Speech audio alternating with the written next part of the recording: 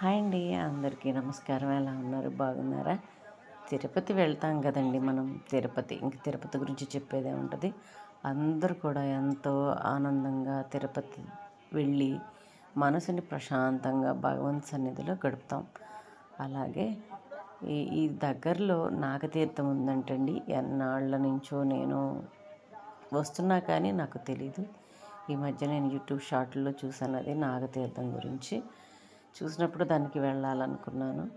మన భోంచేస్తాం కదండీ! దానికి దగ్గరలోనే వాకబుల్ డిస్టెన్స్‌లో ఉంది ఇది. కానీ ఒక అద్భుతమే అనిపించిందండి ఇక్కడ నాకు. మనకసలు ఏమీ తెలీదండి.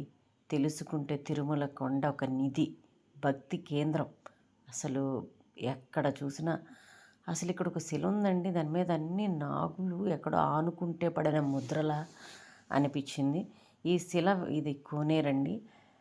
చాలా ప్రశాంతంగా ఉంది. అలాగే ఈ శిల వెనకాల ఒక గృహ ఉందండి. ఆ గృహలో పాలు పెడుతున్నారు